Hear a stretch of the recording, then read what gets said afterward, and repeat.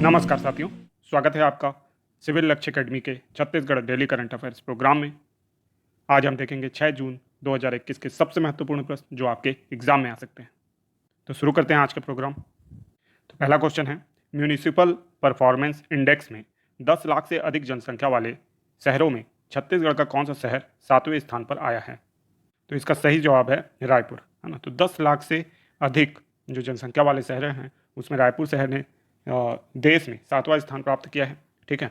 और जो रायपुर शहर है वहाँ की जो म्यूनिसिपल कॉरपोरेशन है उन्होंने उनके अच्छे कार्य की वजह से हमें ये स्थान मिल पाया है। ठीक है। तो इस फैक्ट को आप याद रखेंगे। म्यूनिसिपल परफॉर्मेंस इंडेक्स में 10 लाख से अधिक जनसंख्या वाले शहरों में रायपुर का कौन सा स्थान है देश में? 7वां स्थान है। ठीक है। नेक्स्ट क्वेश्चन है, म्यूनिसिपल परफॉर्मेंस इंडेक्स में छत्तीसगढ़ का कौन सा शहर 10 लाख से कम जनसंख्या वाले शहरों में टॉप 10 में स्थान बनाया है? तो इसका सही जवाब है बिलासपुर। तो बिलासपुर ने टॉप 10 में 7वां स्थान बनाया है, 7वें नंबर पे है ये देश में। और ये 10 लाख से कम जनसंख्या वाले शहरों में ये इसका स्थान है। ठीक है। तो इस फैक्ट को भी आपको याद रखना है। नेक्स्ट क्वेश्चन है, छत्तीसगढ़ बैडमिंटन संघ के अध्यक्ष कौन बने हैं? एजाज ढेबर, अनवर ढेबर, सुभाष धुप्पड़े या इनमें से कोई नहीं? तो इसका सही जवाब है अनवर ढेबर। तो अनवर ढेबर को छत्तीसगढ़ बैडमिंटन संघ के अध्यक्ष के रूप में नियुक्त किया गया है और इनका कार्यकाल होगा 4 वर्ष। ठीक है। तो 4 वर्ष का कार्यकाल के लिए अनवर ढेबर अब बन गए हैं। देखिए, बैडमिंटन के हमारे यहाँ एक प्रसिद्ध खिलाड़ी हैं आकर्षि कश्यप, तो उनका नाम आप याद रखिएगा, है ना। और राष्ट्रीय विजेता भी रही हैं वो। ठीक है। और जल्द ही वो इंटरनेशनल मैच में भी अच्छा परफॉर्म करते आपको दिखेंगी। नेक्स्ट क्वेश्चन है, किस अभयारण्य में बटरफ्लाई गार्डन का निर्माण किया जा रहा है? तो इसका सही जवाब है भोरमदेव अभयारण्य में। ठीक है। भोरमदेव अभयारण्य कवर्धा में है। इसका नाम भोरमदेव के प्राचीन मंदिर के नाम पर पड़ा है, जो कि कह सकते हैं हम जो वहाँ के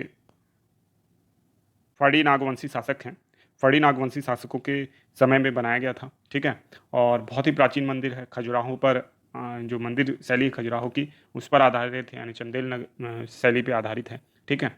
और जो भोरमदेव अभयारण्य है, भोरमदेव अभयारण्य के बारे में आपको याद रखना है कि सबसे नवीन अभयारण्य है राज्य का। ठीक है। और इसके साथ ही साथ जो भोरमदेव अभयारण्य है इसको अब टाइगर रिजर्व बनाने का भी प्रयास चल रहा है। राज्य का जो बोर्ड है उसने इस पर सहमति दे दी है। राज्य की जो पर्यावरण बोर्ड है ना, जैव विविधता बोर्ड है, उसने सहमति दे दी है। केंद्र से जब तक अप्रूव नहीं हो जाता तब तक इसको टाइगर रिजर्व नहीं बनाया जाएगा, है ना।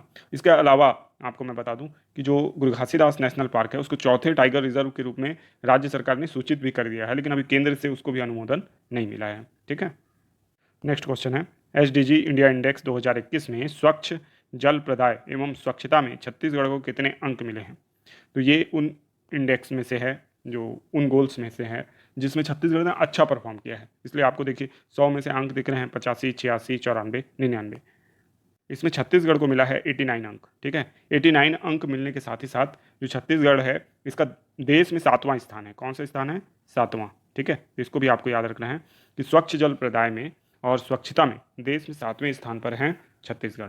देखिए, बहुत से इनिशिएटिव हमने लिए, जैसे कि महुआ और हर्बल का उपयोग हमने किया सैनिटाइज़र बनाने के लिए, और भी बहुत से काम किए। स्कूलों में सैनिटाइजेशन के लिए फंड अलॉट किया, है ना। हॉस्पिटल्स में अच्छा कार्य किया।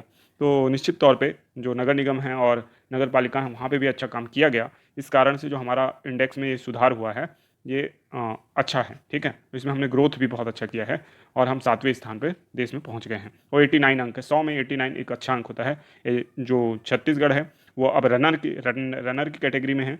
अचीवर केवल एक राज्य है, गोवा। गोवा इस फील्ड में अचीवर राज्य है। 100 में 100 अंक मिले हैं गोवा को। ठीक है। ये याद रखना है आपको। नेक्स्ट क्वेश्चन है, affordable and clean energy SDG index 2021 में छत्तीसगढ़ का कौन सा स्थान है? तो इसमें हमारा स्थान है 25वां, है ना। तो 25वां स्थान है, लेकिन ये खराब परफॉर्मेंस नहीं है यहाँ पे छत्तीसगढ़ की, क्योंकि छत्तीसगढ़ को अंक मिला है 78, 78 अंक मिले हैं। और 78 अंक के साथ हम 25वें स्थान पे हैं, मतलब बाकी राज्य हमसे बहुत ज़्यादा अच्छा कर रहे हैं। इस इंडेक्स में करीब जो 100 अंक पाने वाले राज्य हैं, 100 अंक टोटल 100 अंक पा गए हैं, 100 में 100, उनमें है 15 राज्य, है ना। 15 राज्यों ने 100 में 100 अंक प्राप्त किया है। ठीक है। और छत्तीसगढ़ ने अभी 78 अंक प्राप्त किया है और हम अभी रनर की कैटेगरी में हैं, है ना। अचीवर की कैटेगरी में आने के लिए हमको 100 में 100 अंक चाहिए। ठीक है। तो इस क्षेत्र में हमको और अच्छा प्रयास करना पड़ेगा। सोलर एनर्जी को और ज़्यादा कैसे सस्ता बनाना पड़ेगा और साथ में गवर्नमेंट को थोड़ी सब्सिडी देनी पड़ेगी उस पर, जैसे कि हम सौर सुजला योजना में दे रहे हैं वैसे ही इसमें भी करना पड़ेगा। और क्या करना पड़ेगा, और साथ ही साथ जो लोग हैं आसपास के उनको रूफटॉप योजना और सोलर एनर्जी के फ़ायदे, ठीक है, और जो हमारा गोबर खाद और गोबर से जो बायोगैस से एनर्जी बन रही है उसको उसके फ़ायदे गिनाने की ज़रूरत है ना। तो इससे क्या होगा कि हमारा जो रैंकिंग है वो भी सुधरेगा और क्लीन एनर्जी के क्षेत्र में हम अच्छा करेंगे। और जब भी क्लीन एनर्जी का उपयोग किया जाता है तो ये सस्टेनेबल एनर्जी होती है जो सतत, यानी आगे भी हम इसको डिलीवर कर सकते हैं क्योंकि ये ख़त्म नहीं होगी। जबकि जो पावर एनर्जी होती है जैसे कि कोयले को जलाना या परंपरागत ऊर्जा के जो साधन होते हैं वो भविष्य में ख़त्म हो जाएंगे, ठीक है, तो याद रखिएगा इतना। अब देखेंगे हम छत्तीसगढ़ सामान्य ज्ञान के कुछ प्रश्न। इसमें पहला क्वेश्चन है, 7वां क्वेश्चन आज का, बंजर और ताड़ा नदियाँ किस अपवाह तंत्र का अंग हैं? तो इसका सही जवाब है नर्मदा अपवाह तंत्र, ठीक है। बंजर और ताड़ा नदियाँ किस अपवाह तंत्र का अंग है? तो नर्मदा अपवाह तंत्र का अंग है, तो इसको बहुत अच्छे से याद रखिएगा। नर्मदा अपवाह तंत्र राज्य में केवल 0.55% है, ठीक है, और बंजर और ताड़ा नदियाँ जो हैं ये मैकल श्रेणी से निकल के कहाँ चले आती हैं? नर्मदा में चले जाती हैं, मिल जाती हैं, ठीक है। बाकी सारे अपवाह तंत्र हम देख चुके हैं, इसके बारे में कि आपको केवल इतना ही याद रखना है, बहुत ही छोटा अपवाह तंत्र है नर्मदा अपवाह तंत्र। नर्मदा नदी के बारे में अगर आप देखना चाहें तो नर्मदा नदी का उद्गम जो होता है वो आपका अमरकंटक की पहाड़ी से होता है। इसकी लंबाई लगभग 1312 किलोमीटर है और इसका जो विसर्जन होता है वो खंबात की खाड़ी में होता है। ये भ्रंश घाटी में बहती है ये नदी, ठीक है। और इस पे जबलपुर में धुआंधार जलप्रपात स्थित है, बहुत ही खूबसूरत जलप्रपात है, बहुत ज़्यादा इंपॉर्टेंट है। यूनेस्को की वर्ल्ड हेरिटेज साइट में भी अब इसको शामिल किया गया है, ठीक है। और साथ ही साथ में आपको ये भी याद रखना है कि जो कपिल धारा जलप्रपात है और जो दूध धारा जलप्रपात है ये कहाँ पे है? तो ये अमरकंटक में स्थित है, ठीक है। सहस्त्र धारा जलप्रपात भी है जो इंदौर के पास स्थित है, ठीक है। तो बहुत सारे जलप्रपात है इस नदियों में और ये नदी क्या होती है? भ्रंश घाटी में बहती है और ये पश्चिम की ओर बहने वाली भारत की एक प्रमुख नदी है, ठीक है। दक्षिण भारत में पश्चिम या प्रायद्वीपीय भारत में पश्चिमी की ओर बहने वाली कुछ ही नदियाँ हैं जिसमें से सबसे लंबी नदी आपकी नर्मदा नदी है, ठीक है। तो इतनी जानकारी आप इससे कम से कम नर्मदा नदी से याद रखिए। नेक्स्ट क्वेश्चन है, अमृत धारा जलप्रपात किस नदी पर स्थित है? ठीक है, हसदेव, रिहंद, मांड या केलो। इसका सही जवाब है हसदेव नदी। हसदेव नदी पे कौन सा जलप्रपात स्थित है? तो अमृत धारा जलप्रपात। इसके अलावा कोरिया जिले में, ये कोरिया जिले में स्थित है ये जलप्रपात, ठीक है। तो इसको याद रखना है। कोरिया जिले में जो और जलप्रपात है, अकुरी नाला जलप्रपात, इसको कोरिया का एयर कंडीशनर कहा जाता है। गौर घाट जलप्रपात भी हसदेव नदी पर ही है, कोरिया जिले में ही है, ठीक है। गौर घाट जलप्रपात और बिल्कुल ये अमृत धारा जैसा ही आपको फील देगा, थोड़ा कम ऊंचा है लेकिन वैसा ही फील देगा, ठीक है। नज़ारे बल्कि अमृत धारा से कुछ अच्छे हैं। फिर इसके अलावा और कौन सा जलप्रपात है कोरिया जिले में? तो मैंने बताया था आपको कल, रामदाह जलप्रपात। रामदाह जलप्रपात किस पे है? बनास नदी पे है, ठीक है। इसके अलावा सूरजपुर जिले में रक्सगंडा जलप्रपात रिहंद नदी पे है। सरगुजा में सरभंजा, सरभंजा किस नदी पे है? हाँ, मान नदी पे है। टाइगर पॉइंट, टाइगर पॉइंट किस नदी पे है? वो भी मान नदी पे है, मैन पार्ट में है, ठीक है। फिर बलरामपुर में कोठली जलप्रपात है। कोठली किस नदी पे है? तो ये कन्हार नदी पे है। पवई जलप्रपात ये किस नदी पे है? ये चनान नदी पे है, चिनार नदी, ठीक है। ये कन्हार की सहायक नदी है बलरामपुर में। फिर इसके अलावा राजपुरी, रानीदाह, दमेरा और खुड़िया रानी ये सब जसपुर में है। कोरबा में केंदई फॉल केंदई नदी पे है। रायगढ़ में राम झरना है। महासमुंद में सातदेव धारा बलमदेवी नदी पर है। गरियाबंद में गोदना जलप्रपात उदयंती नदी पे है, ठीक है। गोदना जलप्रपात कहाँ है? गरियाबंद में उदयंती नदी पे। कांकेर में मलाज कुंडम दूध नदी पे।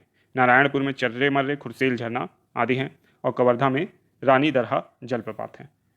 तो इतने तो ये प्रमुख जलप्रपात हो गए। बीजापुर में सात धारा और वोकतुंग जलप्रपात है, इसको भी आपको याद रखना है। और फिर बस्तर के जलप्रपात हम पहले देख चुके हैं। तो अब देखना है हमको 2 जून के रिवीजन प्रश्न। अगर आपने 2 जून का वीडियो नहीं देखा है तो ज़रूर देख लें, काफ़ी अच्छा वीडियो है, काफ़ी जानकारी आपको इसमें मिलेगी, ठीक है। और शुरू करते हैं आज के रिवीजन प्रश्न। साथ ही साथ टेलीग्राम ग्रुप आप जरूर ज्वाइन कर लीजिएगा, है ना। टेलीग्राम ग्रुप का लिंक जो है वो डिस्क्रिप्शन बॉक्स में है और इसका नाम टेलीग्राम ग्रुप का जो है सिविल लक्ष्य अकेडमी है, आप सर्च करेंगे तो आपको मिल जाएगा, ठीक है। तो शुरू करते हैं 2 जून का पहला रिवीजन प्रश्न। राज्य शासन द्वारा सिलगेर घटना की जांच हेतु गठित जनप्रतिनिधियों की समिति के अध्यक्ष के रूप में दीपक बैज को अध्यक्ष चुना गया, ठीक है। 1 जून को परिवहन विभाग की किस योजना का शुभारंभ किया गया? तो तुहर सरकार तुहर द्वार। 2021-22 के बजट भाषण में मीडियाकर्मी की असामयिक मौत पर 2 लाख की राशि को बढ़ाकर कितना किया गया? तो 5 लाख। छत्तीसगढ़ मौसम केंद्र एवं वेधशाला का मुख्य कार्यालय कहाँ स्थित है? तो रायपुर में। टीपाखोल जलाशय, केलो डैम, कृष्णापुर जलाशय किस जिले में स्थित है? तो रायगढ़ में। राज्य में परिवहन विभाग के मंत्री कौन है? तो मोहम्मद अकबर है। तो ये है आज के दिन का होमवर्क प्रश्न। अरपा नदी की लंबाई कितनी है? नेक्स्ट क्वेश्चन है, खुड़िया बांध किस नदी पर स्थित है? तो आशा करते हैं ये वीडियो आपको पसंद आया होगा, और अगर ये वीडियो पसंद आया तो इसे लाइक करना, चैनल को सब्सक्राइब करना बिल्कुल ना भूलें। साथ ही साथ वीडियो को अपने दोस्तों के साथ ज़रूर शेयर करें। इसके साथ ही साथ आप हमारे फेसबुक पेज और वेबसाइट को विजिट कर सकते हैं, जिसका लिंक जो है डिस्क्रिप्शन बॉक्स में ही है। ठीक है, मिलेंगे हम लोग इवनिंग में भारत एवं विश्व डेली करंट अफेयर्स के प्रश्नों के साथ। तब तक के लिए आपका दिन शुभ हो। धन्यवाद।